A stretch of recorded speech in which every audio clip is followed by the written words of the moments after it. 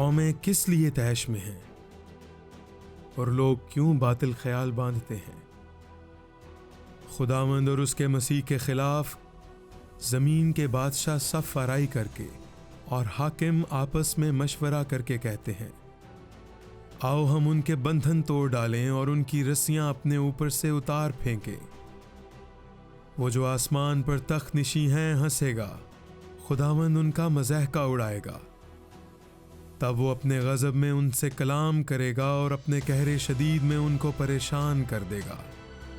میں تو اپنے بادشاہ کو اپنے کوہ مقدس صیون پر بٹھا چکا ہوں، میں اس فرمان کو بیان کروں گا۔ خداوند نے مجھ سے کہا، تو میرا بیٹا ہے، آج تو مجھ سے پیدا ہوا۔ مجھ سے مانگ اور میں قوموں کو تیری میراث کے لیے اور زمین کے انتہائی حصے تیری ملکیت کے لیے تجھے بخشوں گا۔ تو ان کو لوہے کے عصا سے توڑے گا، کمہار کے برتن کی طرح تو ان کو چکنا چور کر ڈالے گا۔ پس اب اے بادشاہو دانش مند بنو، اے زمین کے عدالت کرنے والو تربیت پاؤ۔ ڈرتے ہوئے خداوند کی عبادت کرو، کانپتے ہوئے خوشی مناؤ۔